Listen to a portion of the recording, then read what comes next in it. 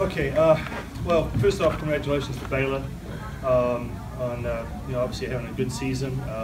I know they're frustrated having to travel here, just like we would be having to travel somewhere else. But Heather Stearns is a very good pitcher. I was very pleased the way our team battled today, and really made us throw a lot of pitches. We're pretty good with the strike zone.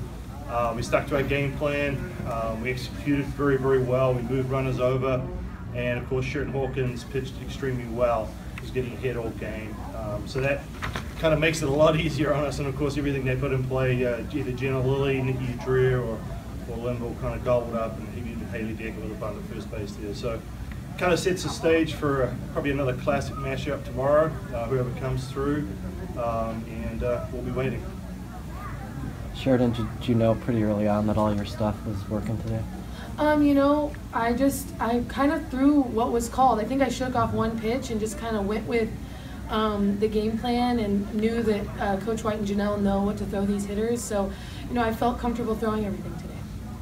Coral, not many teams have amassed that consistency against their starting pitcher throughout this season, and here you guys had runs in almost just about every inning. What were you guys able to do to be able to kind of get that consistency against her?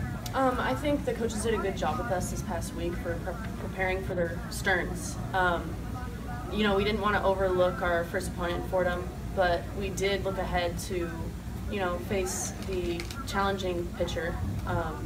So we had good film. We had, good preparation and practices, going hard, velocity on the machine against us, so that we can match up our bats. And we just wanted to pass the bat, and that's what we did today.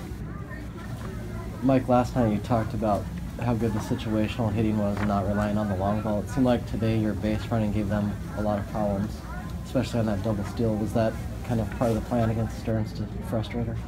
Yeah, it definitely was. I had the luxury of putting in some pretty fast runners there with Cherishbergs, a couple others that brought in semi-pointers. It's nice to be able to make those moves and then put them in the outfield. So, as you know, we get clogged up a little bit in the middle of our lineup. Jerry Ann and Haley Decker, Janelle, Svekas. I'm not exactly the fastest kids in the world, so it's good when we can create some magic of old. I mean, that's what we used to do when we had some speed. So the only way we can do that is by bringing in those pinch runners and hopefully create some havoc. And today it worked out. Tomorrow it may not, but today it did. Compared to the last 4 or 5 years, this hasn't been a team that's still a lot of crazy. So, did you feel like you had that in your back pocket for a situation like this? Yeah, we can't steal first base, so obviously you've got to be able to get somebody on there, and at an opportunity at the right time. I'm still tinkering with that, trying to figure out the best way to do it. But now being able to use Mikado in the outfield, that enables me to pinch run for Svekas, Glasgow, and still keep them in the game. So it worked out pretty good today. Another game without a home run, you guys strung the at-bats pretty well together with singles. Is that kind of the game plan going into the postseason? It really is, because we know that we've been there before. We've been to that College World Series, and I don't know if we had put too many home runs there. And we know that that's not going to be the case. You have to manufacture runs, and so that's what we're trying to do. We're trying to change our approach, not to rest on the long ball so much, and really try to manufacture runs either through walks, sacrifices, whatever we can do to score a run. And so that kind of worked for us today. Sheridan, the way things are going at the end of the season, somebody told you had the last month that you were the consistency that you found. Did you think you were that close, and you might find it like that? And what would your reaction be? There were definitely times I did not think that there was, gonna become a turning point, but I think it's just holding faith, and I knew that the coaches and my teammates held faith in me, and it was just kind of finding that one thing to turn the corner, and I'm still working at it. I still have things to get better at, and I just want to help any way I can, and I knew to make an impact I had to start doing something different. And it doesn't matter if I pitch one out from here on out or one inning or whatever it is. I just want to make an impact, and that's kind of been my goal, and kind of switching mindset a little bit is not worrying so much about what everyone else thinks, and just finding a way to get it done. Mike, do you think this is the best team you've seen in the regional round?